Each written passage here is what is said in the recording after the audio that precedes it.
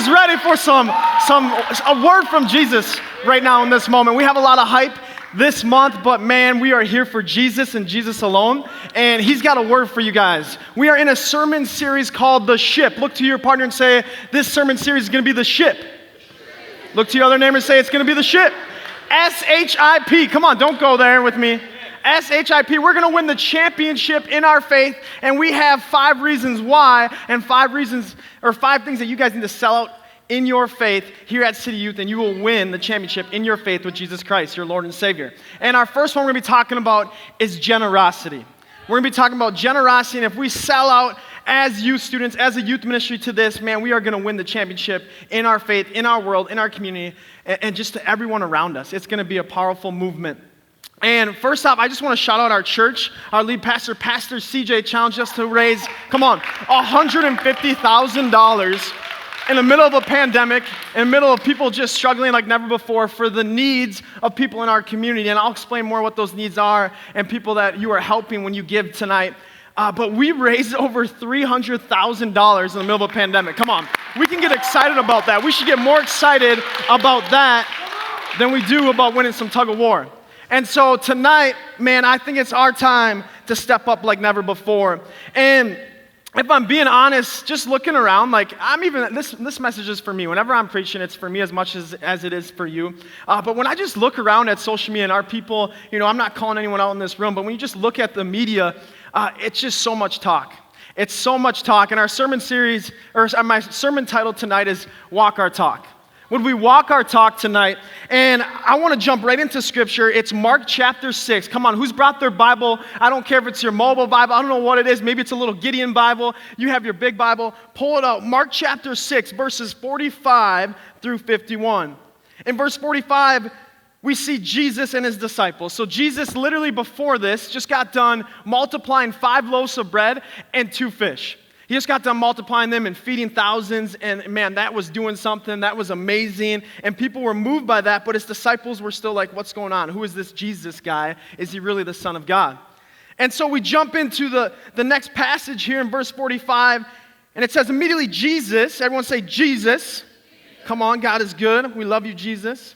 Made his disciples get into the boat and go on ahead of him to Bethsaida. While he dismissed the crowd, after leaving them, he went up on a mountainside to pray. Later that night, the boat was in the middle of the lake, and he was alone on land. He saw the disciples straining at their oars. So their oars, they couldn't move the boat anymore because the wind was against them. So basically he's saying there's a mighty storm right now in the middle of the sea where the disciples were. And Jesus is off in far land, but he can still see them because Jesus, man, his sight, he's God. So he sees them in the middle of the sea. How many of you guys ever been in a boat during a storm? Maybe you've been river rafting. I don't know what it may be, but you've been in the middle of some water when the water's crazy, the wind's crazy. It's kind of scary. And so these fishermen, these disciples are fishermen. They've probably lost some friends before that were in the middle of a storm at sea fishing. And so this is a very frightening thing for them. And so Jesus, continuing on here, he saw them straining at their oars because the wind was against them. Shortly before dawn, he went out to them, walking on the lake. He was about to pass by them. I just love that. He's about to pass by them. Jesus is just strolling. How chill is he? Man, our God he's a peacemaker, man. He's so cool. He's so chill. But when they saw him walking on the lake, they thought he was a ghost.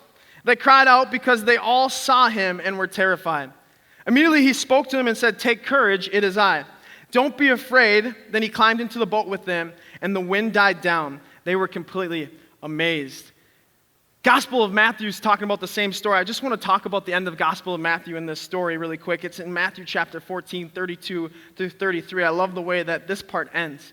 It says verse 32, when they climbed into the boat, the wind died down. So, because he just had Peter walk on water. So Jesus picks up Peter and said, "Come on, get back in the boat. You did your little thing, walking on water. All right, let's get back in the boat with the other disciples." Then those who were in the boat worshiped him, and they said, "Truly, you are the Son of God." And man, Jesus was with the disciples for a long time at this point. He's talked to them, he spoke with them, and it took this one thing for them to say, "Man, truly, you are the Son of God." And I'm moved by that. I'm moved by what Jesus did. He started walking on the water. And really what he was showing and demonstrating is that I walk over your fears. that your fears have no hold on you. I walk over them. If you would just lean into me, if you would just trust in me, I just walk right by them. I don't even notice you guys because I know you're going to be okay because I'm your God. And he's walking on our fears. He's saying they're nothing compared to who I am. And so they say, oh my goodness, look what Jesus just did. He just showed our fears are nothing compared to him. And then they said, truly you are the Son of the God. And so we read about what Jesus said, but we are moved by what he did, right? We read in the Bible of what Jesus said, but we're truly moved by what he did. And that's the question I'm begging to ask you guys. Are people just reading your posts? Are people just reading what you're saying? Are you all talk, or are they moved by what you're doing? Are they moved by what you're doing? Like, let me just give you an example. Let me explain. See, like, I know that you guys are Gen Z, I'm the millennial age, and we love social media. We love just posting everything. We like making people aware about all our thoughts and ideas. And so we just start posting things like, man, we think this stuff like is going to change people for some reason on the opposite side of us. We're like, man, Biden sucks. He's the worst president. He's going to be the worst president ever. We think that's going to change the right for some reason. So we post that, and then it's the other side. Trump's an idiot. He just said this. And then we think we're going to change the left because we just posted that. Or, you know what I mean? Like, we just start posting around things like, this people group is lame. Check out this post. I found this. And we're called the headline culture. We just post some headline that we don't even read the whole article. We just post something that just proves our point, and we think that's going to change someone.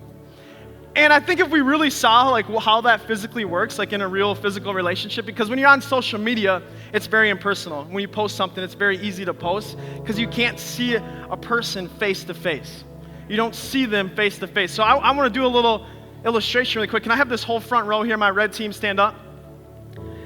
And like, so this is what it looks like. Like, if I'm talking to people, my social media talks to people, right? I have a big platform on my social media, and it just looks like this when I'm just constantly pushing out my ideas and my objections. Like, I'm just like, hey, Kaylee, you need to fix this. Kaylee, listen to this. Kaylee, you're wrong. Like, I talk to Emma, you're wrong. You need to fix this. You need to do that. And I just go down the line. Kenny, you need to fix this. Steph, you need to do this. Check out this post. You're wrong about this. And like, people are just reading what we're saying.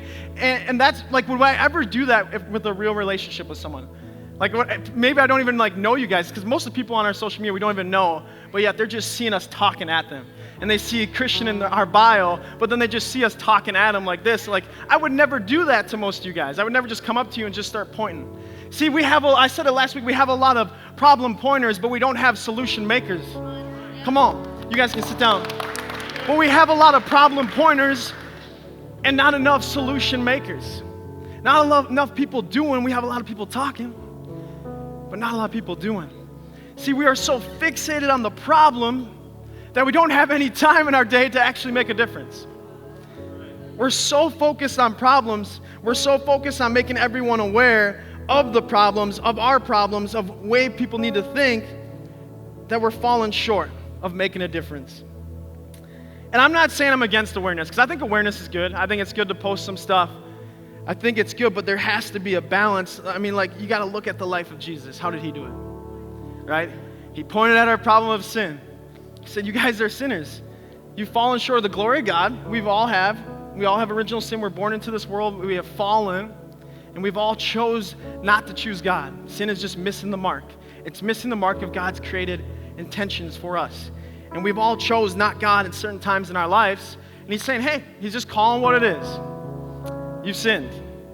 But I have a solution.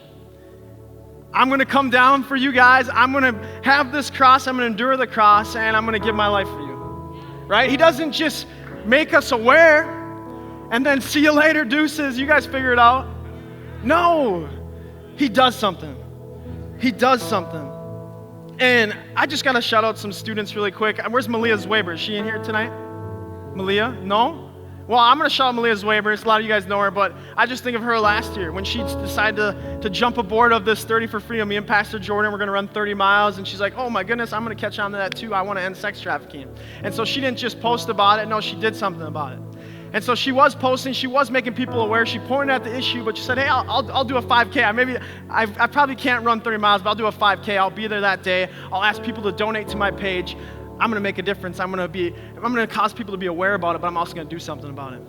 I got to shout out my guy, Jack Roberge. I know we go at it a lot right now during our competition, but man, when everything was going down with racial tensions in Minneapolis, and you can be on any side of the spectrum on that whole topic, but people were going without. People were in need. And so we started a food drive here at church, and Jack caught wind of that.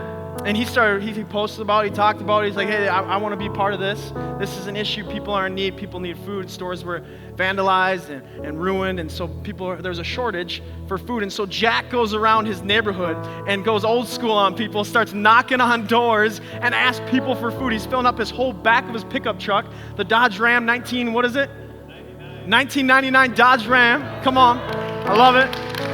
He fills it up, and so he's making people aware about the issue, but he's also doing something about the issue. I love that. I love that. And as I close tonight, here's my challenge for each and every one of you, and this is a challenge for myself as well. Would you put your money where your mouth is at? Come on, would you put your money where your mouth is at? What you find monetarily valuable, would you put it where your mouth's at? Let me explain. Again, in the Gospel of Matthew 15:18, it says it like this. But the things that come out of a person's mouth come from the heart. What do I mean by that? What is God saying to us right here? I'll say it one more time. But the things that come out of a person's mouth come from the heart. So if I'm talking about the Vikings all the time, my heart loves the Vikings. My heart's with the Vikings, right? My heart's for the Vikings. Come on, all my Vikings fans, let's go. And if I'm talking about equality all the time, my heart's for equality, right? So what I'm speaking about is probably what I really love in my heart, right? You speak about what you're passionate about, what you love. You know, maybe you got a boo thing in here and that's all you want to talk about. And then you stop coming to church. Sorry, that's another topic. But I'm coming at you guys, sorry. Other people on my mind, my bad. But what you speak about reveals what's in your heart. What you speak about reveals what's in your heart. Listen to this. This next verse says if that's genuine or not. Come on, you guys, listen to this verse right here. This is going to blow your mind. Matthew 6:21. For where your treasure is, there your heart will also be. Wow. For where your treasure is, there your heart will also be. See, we love to say we are for good and then we're against evil. We love to say we're for equality against racism. We love to say we're for the hurting, the needy, and the broken. We love to say it, but if your treasure is not with them, it begs the question again, is your heart truly genuine?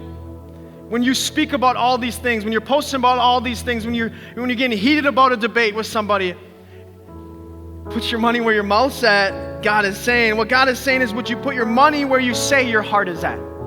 You're saying your heart's here, but your sacrifice isn't there. Your generosity isn't there. Are you genuinely for that? Do you genuinely love people? Do you genuinely love the hurting and broken people in this world? Are you genuinely for equality? God says, show me your treasure. Is it with them? Do you genuinely love God? Are you for Jesus?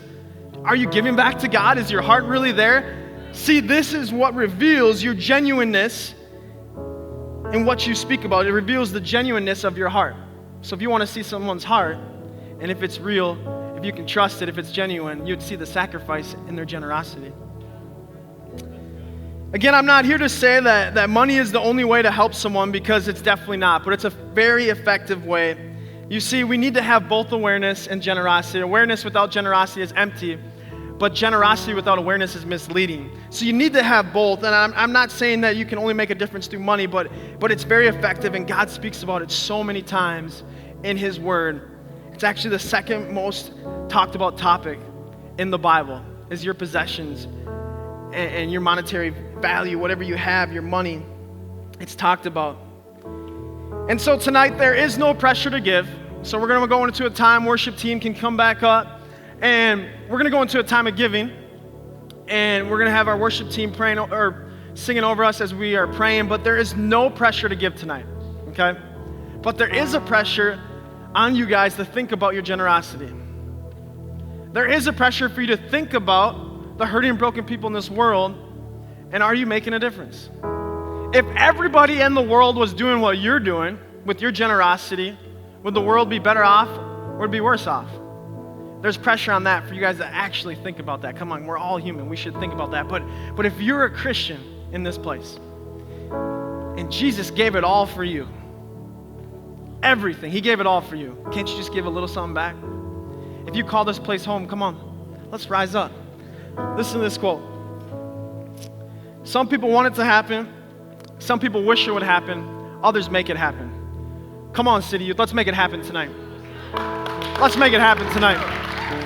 $2,500 in 7 days, and you guys have a lot of things you could be spending your money on. A lot of things you could be spending money on. You go to the vending machine, get a bag of chips, you go to Chipotle, whatever it may be, but you won't remember that stuff. You'll remember what you did here tonight. We're going to make history tonight. And did you play your part? Because I'm telling you, this is the stuff that God remembers. This is the stuff that you will remember. I'm just thinking about the people that Pastor CJ was talking about. I think about the single mom that right now in this time of COVID and in this pandemic, she's struggling to bring food home for her 3 children. Man, how much would you guys remember that when you guys get to heaven and you just hear about that blessing bomb that you dropped on that mom? And I mean, I've been there. I grew up with a single mom, and people helped us at times, and we were just like, my goodness, I don't know what we would have done if that person didn't bless us. That's where this money's going. There's a marriage right now that's struggling, and they can't afford counseling or whatever it may be. There's people that need counseling right now, and their family can't afford it. They don't want to spend the money on it either. Like the dad doesn't want to just do it right now. He's like, I ain't spend my money on that. Man, could you imagine if we could just bless that family, right? I've come from a divorced family. If someone could have just blessed us with that and said, I'm going to just pay for all the counseling. You guys go get right. Get better. Guess what? That's where your money's going tonight. That's where your money's going tonight. There are people in this room, maybe families in this room, there's people in this community that are saying, man, I wish someone would show up. I wish for a blessing bomb that would just change my life forever. We can be that call. We can answer that call tonight.